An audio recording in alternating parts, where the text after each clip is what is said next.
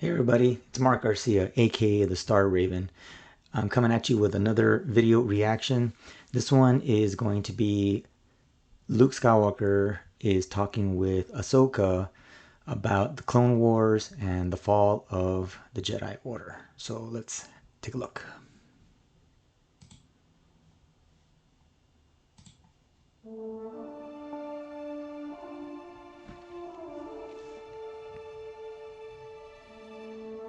You've seen so much more than I have. Whole wars, the fall of the Order. I've read fragments, records, but words don't carry what it must have been like. No, they don't. Then tell me, not the stories from the archives. Tell me what you lived.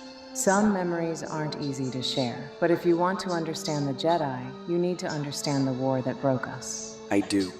The Clone Wars, they changed everything. The Jedi weren't ready for a conflict like that. Because you'd lived in peace for generations. Exactly. For centuries, no true war. We trained to keep balance, to settle disputes, not to command armies. And suddenly you became generals. Yes, overnight. Masters led fleets. Padawans like me were given battalions. You were still a learner. Barely more than a child. And yet I had men, thousands, looking to me for orders. Clones bred for nothing but battle. Did they trust you? More than I trusted myself. I learned fast. I had to. But every victory cost lives, friends, brothers. My first battle was on Christophsis. I was assigned to Anakin the moment I arrived. Hardly had time to say his name before the blaster fire started. So you were thrown straight into war. The droids had the city surrounded, streets burning, civilians trapped. I remember the ground shaking from the cannons. My lightsaber felt heavier than ever, and yet I had to lead men older than me into fire. And my father? He thrived, charging forward, turning impossible odds into victory. He told me to trust my instincts. I did. Somehow we broke the siege, but that day I understood what the war would demand of us. It wasn't just battles. It was asking children to carry the weight of generals. So it wasn't glory. No, it was survival. The Jedi weren't warriors, but we were forced to become them. And in the process, we lost sight of what we were meant to be. That doesn't sound like the Order Master Yoda told me about. It wasn't. We told ourselves it was for peace, but war consumed us. And Palpatine tightened his grip while you fought. Exactly. We won battles, but lost the greater war. We became the Republic's army, not the galaxy's guardians. So the Jedi weren't just destroyed, they were already hollow. Yes, the fall didn't happen in one moment. It was centuries in the making. I've read fragments, old holocrons. They spoke of Jedi guiding civilizations, seeking knowledge. That was the Order at its height. Explorers, teachers, peacekeepers. The Jedi once walked among the people, helping worlds grow and heal. They didn't rule, they listened. The texts I've studied talk about temples on many worlds, Ossus, Jeddah, even worlds deep in the unknown regions. Each one served a different purpose. Yes, back then, the Jedi didn't gather in one place. The Force flowed freely through all of them. But over time, everything centered on Coruscant. The Order stopped looking outward. We built walls and called it wisdom. And the people outside those walls began to forget who the Jedi really were. They did. To many, we stopped being protectors and became something distant. Officials, not allies. When the Clone Wars began, they didn't see defenders of peace. They saw commanders in armor. By then, members of the Order had already lost what made them Jedi. Exactly. The Order's fall didn't start with the Empire. It started when we forgot to listen, to the Force and to the people we served. By the Republic's last days, more guardians of tradition than seekers of truth. We stopped adapting, believed detachment made us strong, believed serving the Senate meant serving the galaxy. That's the mistake I can't repeat. My Order won't be chained to politics or locked behind rules until it forgets why it exists. Then you've already learned more than the Council ever did. Sometimes, I wonder if the Jedi were ever meant to return at all. Maybe the Force wanted them to end, so something new could begin. The Force doesn't destroy, it transforms. What ended was the Order as we knew it, but the heart of what it meant to be Jedi, that never truly died. You still believe in that heart. I never stopped. I just stopped believing the Council knew how to protect it. Then maybe this time, it won't be about councils or codes. Maybe it starts with people, with how they choose to live, not what they swear to follow. If you build something like that, it won't be easy. The galaxy's full of fear and anger. Those who serve the light stand alone more often than not. Then we'll stand alone, until others find the strength to stand with us. You sound like him, you know. My father? The best parts of him. The ones that believed hope could survive anything. Hope survived because of people like you. No, because of people like you, who refused to give up on those who'd already fallen. Then maybe it's time the galaxy saw the Jedi again, not as legends, but as people who still care. If that's the Jedi you want to bring back, then maybe it's worth trying. One step at a time, then. Every journey starts that way, even the ones that change the galaxy.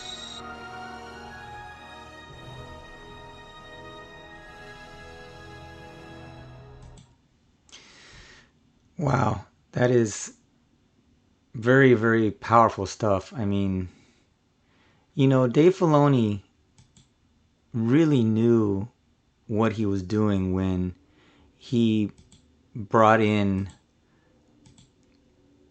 Ahsoka from the Clone Wars and then made her and some of the other characters from the animated series kind of like the bridges that bridge the gap between the Clone Wars, the prequels, the original stories, and now the stories that are being told with her series, Ahsoka, the Book of Boba Fett, and some of the other series that is now taking place after the original trilogy, The Mandalorian, things like that. And Dave Filoni really understands Star Wars in a way that I think very few creatives in Hollywood do. He makes it about people, and the best stories, of course, center on it's a personal story, and the narrative centers around tension and drama and whatnot. And I think it's really interesting to see a character like Luke, who had only heard bits and pieces and fragments in the original trilogy from Yoda and Obi-Wan about the history of the Jedi. It's very important for him to be hearing a different perspective from somebody who was actually there and knew his father before he became Darth Vader. And that person, there's nobody better than Ahsoka Tano herself.